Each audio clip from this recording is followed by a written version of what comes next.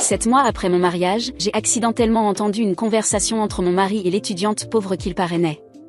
Joachim, si ta femme découvre que le bébé qu'elle porte est en réalité notre embryon fécondé, ne penses-tu pas qu'elle serait tellement furieuse qu'elle pourrait mettre fin à ses jours ? Demanda Béatrice avec un petit rire discret. Ce serait plus pratique si elle le faisait. Ainsi, tout ce qu'elle possède deviendrait à moi, répondit Joachim froidement. Mais le problème, ce serait si elle décide de divorcer et de me mettre à la porte. C'est pourquoi nous devons garder cela secret. Une fois que notre enfant héritera de ses biens, nous lui porterons le coup final. Cette nuit-là, j'ai fait semblant de n'avoir rien entendu. J'ai donné naissance au bébé et je l'ai élevé avec tout le soin possible. 24 ans plus tard, quand mon fils est revenu de ses études à l'étranger, j'ai transféré toutes les actions de mon entreprise et mes propriétés à son nom.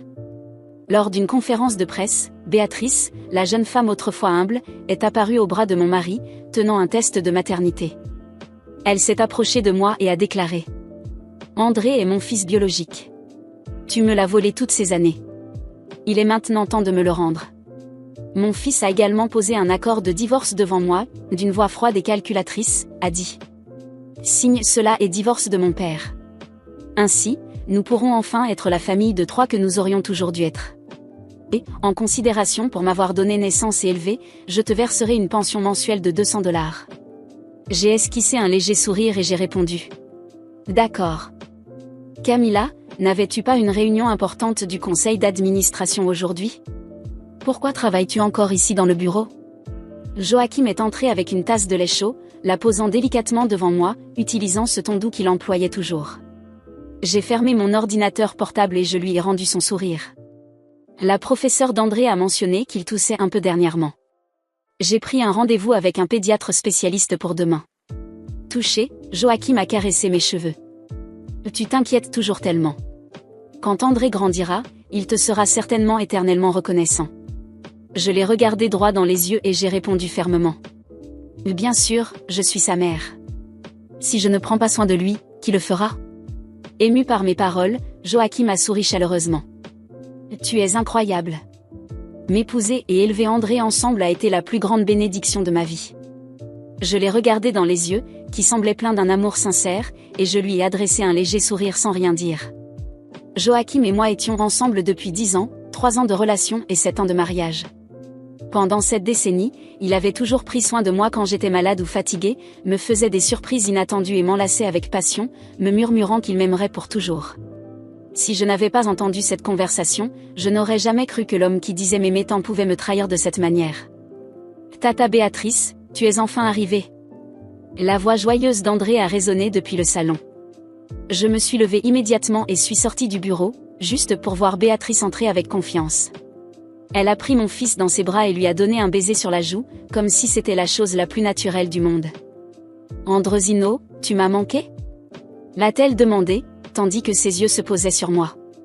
Son sourire a vacillé un instant, et son expression a changé en quelque chose entre malaise et surprise. Avant qu'elle puisse dire quoi que ce soit, Joachim s'est rapidement avancé pour expliquer. « Chérie, il y avait une activité en plein air entre parents et enfants à la maternelle d'André aujourd'hui. J'ai pensé que tu serais très occupée par le travail, alors j'ai demandé à Béatrice de nous aider. » Béatrice a posé André par terre et a ajouté précipitamment, un peu nerveuse. « Oui, Camilla. Tu as tellement fait pour moi au fil des années que j'ai toujours voulu te rendre l'appareil. » Quand Joachim m'a appelé, je n'ai pas hésité à venir. En écoutant ses maladroites tentatives pour justifier sa présence, je n'ai pas pu m'empêcher de me souvenir du jour où j'ai accouché de mon fils. Béatrice était également à l'hôpital ce jour-là, accompagnant Joachim sous le prétexte de rencontrer le bébé. Pendant que je supportais les contractions, elle marchait nerveusement dans le couloir, tordant ses mains d'impatience. Lorsqu'elle a su que c'était un garçon, elle a couru jusqu'au bébé, l'a pris dans ses bras et a refusé de le lâcher. Ses yeux brillaient de bonheur, rougis par l'émotion. Une infirmière, incapable de retenir un sourire, a demandé en plaisantant. « Qui êtes-vous pour le bébé ? Vous semblez plus excitée que la mère elle-même. » Béatrice, un peu embarrassée, a tenté de se justifier en remarquant mon silence. « Camilla, je n'ai pas pu m'en empêcher.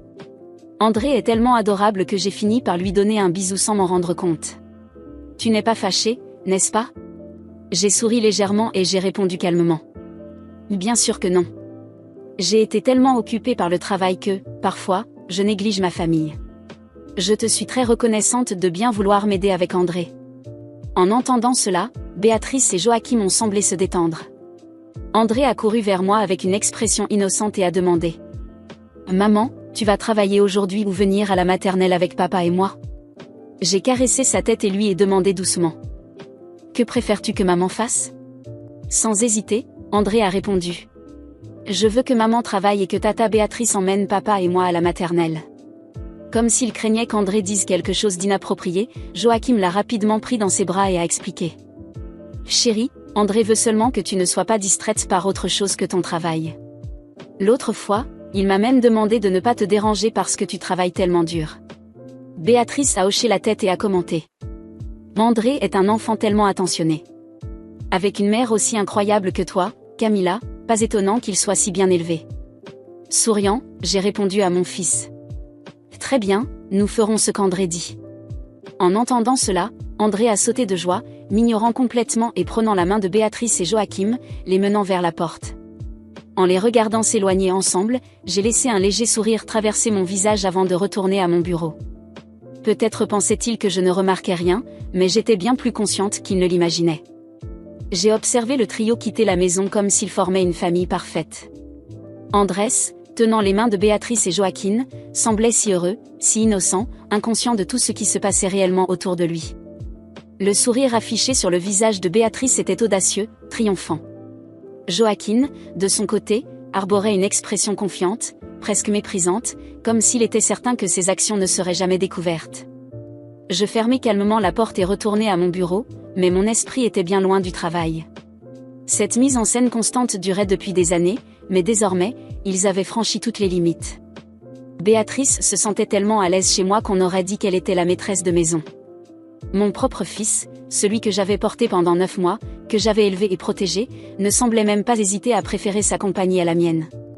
Et Joachim. Joachim était devenu le complice flagrant de toute cette mascarade, transformant ma vie en un spectacle d'humiliation. Pendant longtemps, je suis restée silencieuse, planifiant. Aujourd'hui, quelque chose en moi avait changé. Il était temps d'agir.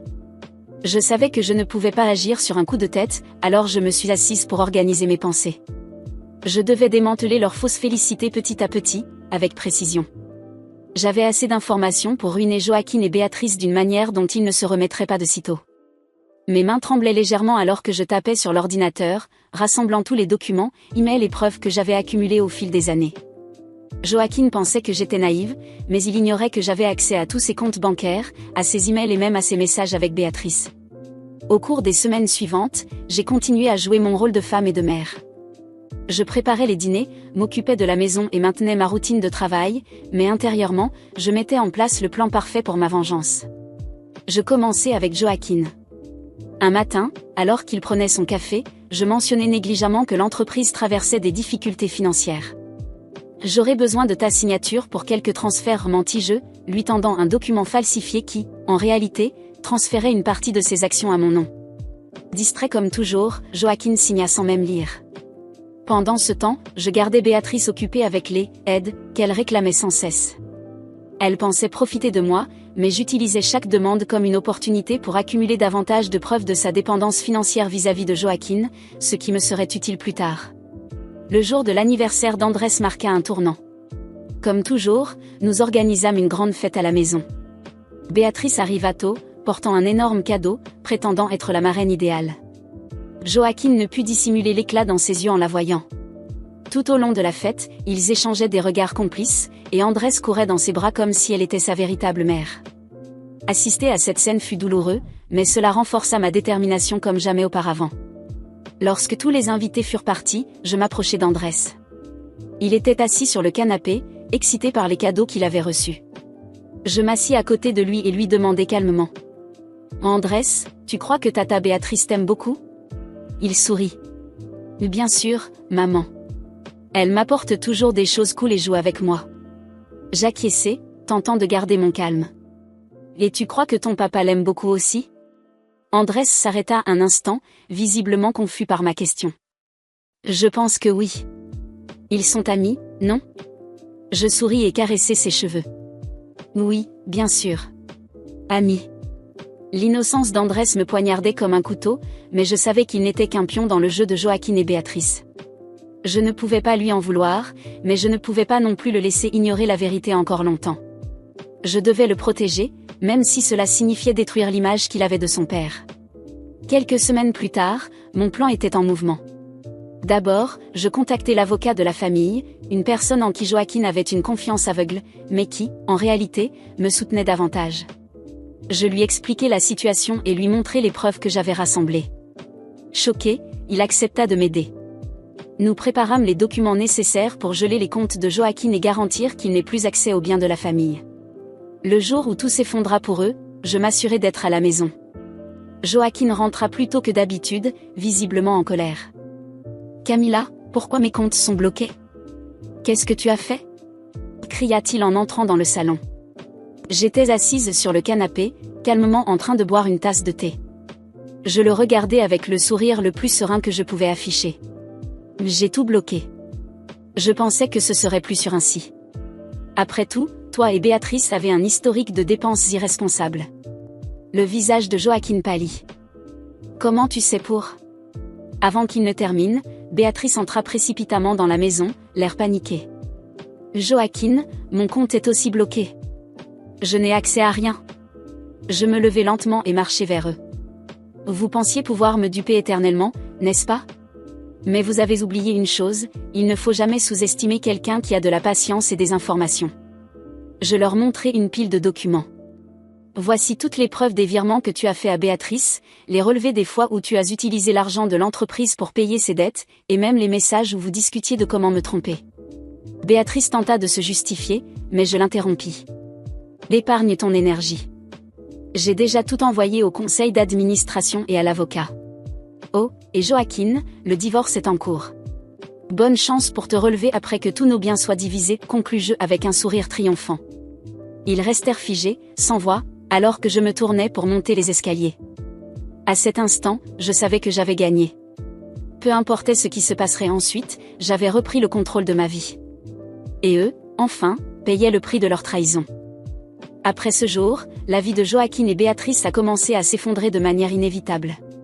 Ils ont tenté de reprendre le contrôle, mais chaque mouvement qu'ils faisaient était anticipé par moi.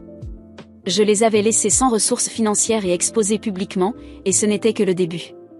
La première chose que j'ai faite a été d'officialiser le divorce. Avec toutes les preuves que j'ai présentées au tribunal, y compris les détournements d'argent de l'entreprise pour financer les caprices de Béatrice et les messages dans lesquels ils complotaient pour me dépouiller de tout, le juge n'a eu aucun doute. Il m'a accordé tous les biens du couple ainsi que la garde exclusive d'Andrés, même s'il n'était pas biologiquement mon fils. L'avocat de Joaquin a tenté d'argumenter qu'Andrés devait rester avec lui, mais j'avais prévu un autre atout, un témoignage du conseil scolaire de l'enfant, décrivant comment Joaquin permettait à Béatrice de se comporter comme sa mère et la négligence émotionnelle dont il faisait preuve à mon égard. L'impact financier a été dévastateur pour Joaquin. Sans accès à ses comptes gelés et avec les actions de l'entreprise transférées à mon nom, il a perdu tout son pouvoir. Les membres du conseil d'administration, qui autrefois le craignaient, l'ont rapidement évincé de l'entreprise. Il ne lui restait plus que l'humiliation publique. Les journaux ont commencé à diffuser l'histoire de ses trahisons, et il est devenu la risée des cercles sociaux qu'il chérissait tant. Béatrice, quant à elle, a tenté de rester proche d'Andrés, mais il n'a pas fallu longtemps pour que sa vraie nature soit dévoilée. J'ai découvert qu'elle avait accumulé des dettes tout en prétendant bâtir une entreprise qui, en réalité, n'avait jamais existé. Privée de l'argent de Joaquin et du mien, elle a été contrainte de vendre tous ses biens pour tenter de rembourser ce qu'elle devait. Elle a même essayé de s'approcher directement d'Andrés, mais celui-ci, réalisant enfin son vrai visage, a commencé à la rejeter. Il était jeune, mais pas naïf. Avec le temps, les mensonges et manipulations de Béatrice sont devenus évidents pour lui. Pour Andrés, ce fut un chemin difficile. Il était confus et plein de ressentiment au début, ne sachant pas à qui faire confiance. Pour lui, Joaquin restait son père, et Béatrice avait été une figure maternelle pendant une grande partie de son enfance. Mais je savais que le temps et la vérité jouaient en ma faveur. Cela m'a pris des mois, mais j'ai réussi à reconstruire notre relation. La vérité lui a été révélée peu à peu, de manière à ce qu'il comprenne qui avait réellement été là pour lui à chaque moment important de sa vie. Joaquin a tenté de se relever, mais chaque porte qu'il frappait restait fermée. L'influence qu'il avait jadis s'était envolée. sans argent, sans alliés et sans son image de puissant homme d'affaires, il a fini par déménager dans une petite ville, où il vit dans un modeste appartement, dépendant de petits boulots. Chaque fois que j'entends parler de lui, ce qui est rare, puisqu'il est tombé dans l'anonymat, je réalise que l'homme qui m'a humilié autrefois n'est plus qu'une ombre de lui-même. Et, honnêtement, je ne ressens rien. Ni haine, ni pitié. Il est insignifiant désormais. Béatrice a disparu de la ville. J'ai appris, par des connaissances, qu'elle était partie vivre chez une sœur éloignée, mais leur relation n'a pas duré. Béatrice n'a jamais été une personne capable de subvenir à ses propres besoins, et, sans personne pour financer ses luxes ou tolérer son arrogance, elle est vite tombée dans l'oubli. Une fois, des années plus tard, j'ai reçu une lettre d'elle. Elle était pathétique. Elle demandait pardon, mais ce n'était pas un vrai repentir, elle voulait de l'argent. J'ai déchiré la lettre sans répondre. Et moi? Eh bien, je me suis enfin sentie libre. Le divorce, bien que douloureux au début, a été la meilleure chose qui pouvait m'arriver. J'ai pris le contrôle total de l'entreprise et l'ai restructurée, éliminant toute personne loyale à Joaquin. Sous ma direction, les profits ont grimpé, et l'entreprise est rapidement devenue connue non seulement pour son succès financier, mais aussi pour les valeurs que j'y ai introduites. Je suis devenue une femme respectée dans le monde des affaires, et je n'ai plus jamais permis à quiconque de me sous-estimer. Andrés, quant à lui, a grandi. Il est allé à l'université, après avoir compris toute l'histoire, a commencé à m'admirer plus que jamais. Aujourd'hui, nous avons une relation forte. Il sait que, bien que nous ne soyons pas liés biologiquement, je suis sa véritable mère. Il me rend visite dès qu'il le peut et travaille même dans l'entreprise. Malgré tout, je l'ai élevé pour qu'il soit juste et honnête, à l'opposé de son père biologique. Je suis fière de l'homme qu'il est devenu. En regardant en arrière, je vois que tout ce que j'ai traversé m'a transformée. Je ne suis plus la femme naïve qui a permis à Joaquin et Béatrice de jouer avec ma vie. Je suis maintenant une personne qui a appris à s'affirmer et à protéger ce qui lui appartient. Ma vengeance a été complète, mais, plus important encore, elle a été juste. J'ai laissé chacun récolter ce qu'il avait semé, sans jamais me salir les mains directement. Aujourd'hui, je vis en paix. Joaquin et Béatrice ne sont que des noms du passé, des échos d'une histoire qui ne m'affecte plus. Ma vie a avancé, et je peux dire, avec fierté, que j'ai triomphé. Mon succès, ma liberté et l'amour d'Andrés sont les seules réponses dont j'ai besoin à tout ce qui s'est passé. Ils ont tout perdu, tandis que moi, j'ai retrouvé ma vie. Et cela, pour moi, est largement suffisant.